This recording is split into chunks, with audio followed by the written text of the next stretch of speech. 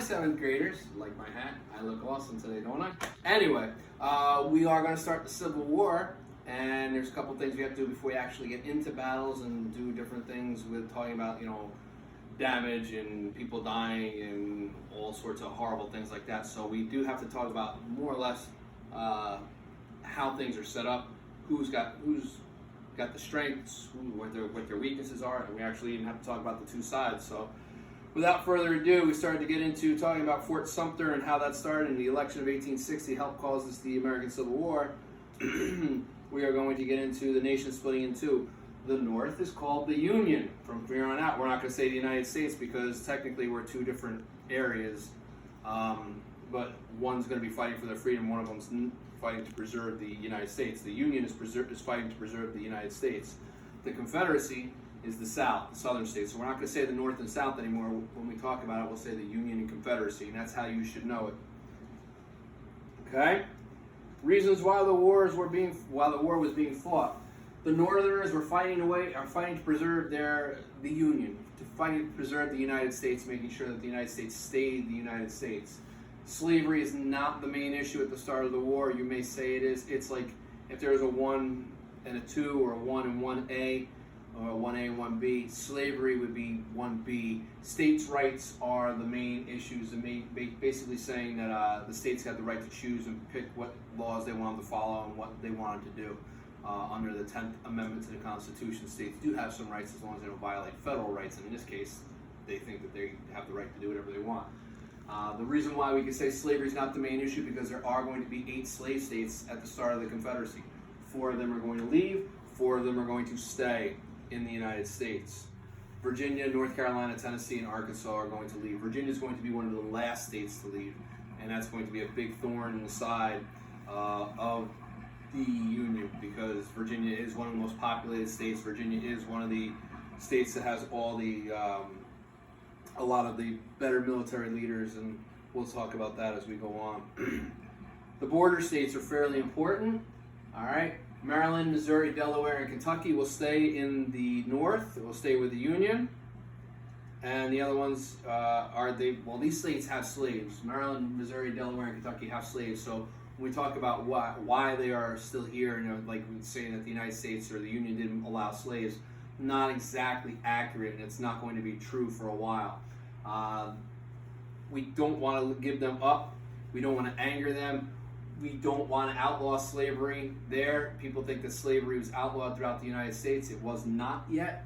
Lincoln is going to make sure that these states maintain their slaves, they keep their slaves, just so they don't leave, really, more or less. Because if these 4 states leave, that turns the tide and turns the population, and it could just make a giant mess for the Union. So we don't really do it. So he will declare martial law. He will declare martial law. Martial law is needed to make sure that there is order in the border states. And if you don't know what martial law is, there it is. Basically means the military is taking over. They control things instead of any elected government. Military law is much different than civilian law. And if you have people that are going to tell you what to do, and you're going to have soldiers stationed on every corner, and you're going to have soldiers walking around, you're going to obey the law no matter what. So that's more or less what we're going to be seeing.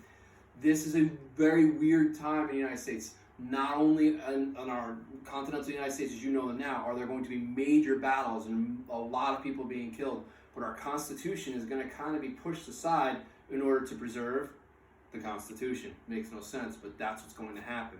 We're going to see a lot of different rules being broken for specific reasons, and then they're going to be reinstated, and it really becomes who we are. And I just wanted to show you the states that are going to leave.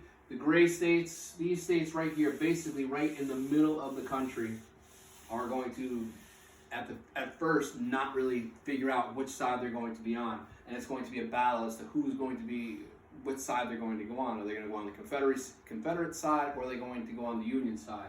Well, the ones that border the Union, which is kind of weird it's in red, but because they wore blue, and these guys, this map is kind of weird, but it's just the best map I could find. But these light blue states are going to stay with the Union. That red dot there, Washington, D.C. Woo, kind of weird because it's right next to states that are going to be in the Confederacy. Actually, part of it, I mean, Washington, D.C. is Washington, D.C., but part of it is going to be in the Confederacy, kind of, sort of, so to speak. These blue states, these dark blue states, are the ones that left right after Abraham Lincoln got elected. These gray states are going to be the ones that leave later on. These states right here are going to be the Confederate States of America. Actually, Virginia isn't even going to be as big. This is the original Virginia. These states right up through here kind of make like a little teardrop right there. They're going to form West Virginia. They're going to leave. They're going to be pro-slavery, but they're not happy that we're going to, the whole plan is 42 counties are going to ask to leave because they don't believe in seceding from the Union. Okay? Southern strengths that they have, things that they have going for them. They're fighting to defend their home. They're fighting to defend their way of life. They think that the Union is going to take away slaves. The Union is going to take away how they do things and take away their culture, and they're very upset about this. They can shoot very well because they have to. They're farmers. That's what they do. They have to go out and shoot and kill things at different times for food and whatnot.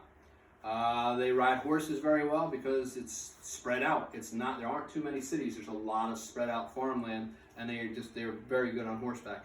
And that's a big deal because the horses during this time they're like the tanks of today. If you're on horseback, you have a distinct advantage in battle. And the last thing that's a really big strength for them is that they have a lot of our more seasoned military officers. They're from the South. A lot of people in the South sent their children to military schools, military colleges, and they became our military leaders. And they just were really, George Washington was from the South. It was Virginia. It's a tradition that they held. So they sent people to military colleges. The northern strengths. Right, and that's a United States flag from the time of the Civil War. Our population is about 22 million people. That's a big deal. All right, that's a huge deal because it's going to go against what the South has. 90% of all industry in the country is in the North, and that's going to be huge because we're going to be able to make things and do things a lot faster. 70% of the railroads are in the North, and we have a large fleet. We have a large Navy, and we can ship things all over the world if we really want to. This is going to be a big thing because that's going to be one of our big plans in the beginning. Southern weaknesses. They have few factories. They don't have a lot of railroads, and the railroads they do run on different gauges. The gauge is kind of like this, how far close the tracks are. So in the South, they were mostly individually owned. So you might go 20 miles on a railroad like this, where the gauges were like this. And then you come to another railroad where the gauges are like this. This is where the wheels sit on the railroad. So if you're running on a railroad like this, the wheels can't ride on a railroad like this. So you'd have to stop, unload, get everybody off the train, go to the next train, load everything up, and you have to do that a lot. They weren't really connected yet. So that's going to be a big deal for them. They don't have a strong federal government. It is a confederacy. We talked about what a confederacy was. And they have a small population, about 9 million people. We have almost 2.5 times the amount of people, and a third of those people are slaves. So when you count the 3 million of those as slaves, they don't know how to fight, they don't know how to read, they don't know how to write, they can't own a gun. Why would you put a gun in a slave's hand? Because you're afraid that they're going to kill you. That was part of the slave codes that we talked about. So when you're talking about 6 million people versus 22, we almost have 4 times the amount of people available to fight against the South. All right? And they have almost no Navy. I say small Navy, but they have virtually no Navy, and that's going to be a big deal. Our northern weaknesses, we have to invade the South. Our supply lines are going to be much longer. They're going to be much easier to attack. That's going to be a big deal. We're going to have to go into somebody's home and force them to, give up. That's very difficult to do. All right? And we don't have as many good military leaders. Okay? And that's pretty much it. Just to show you a couple, but this is pretty much it. The poor military leaders. We have to do this, invade the South. We have to have this. These are things we can't overcome. We can overcome this. Sooner or later, you learn. All right? So no matter what, how bad they were in the beginning, sooner or later, they're going to learn and they're going to get better. The early stages of the war, the Southern leaders are going to have a distinct advantage because they're just more battle ready and they're battle hardened. The more battles we fight, the better we're going to get at it, and that's going to disappear. So these are going to be the only two things, and even these after a while are going to go away. So that's the start of the war. I kind of break it down to show you what our strengths and weaknesses are. The next lesson we're going to talk about who the leadership was on either side mostly, and I'm going to show you my favorite general of all time in the history of generals. And when you read your homework in the textbook, if you go to the first part of the chapter, there's a big quote from a guy named William Tecumseh Sherman, who I love. I think he's awesome. So we will get into that next week. Next week? Yeah, we'll get into that next week, and we'll start talking about the different battles by the end of next week, and hopefully there's a lot of slides in this one, about 45 slides in this, so we have a lot to do.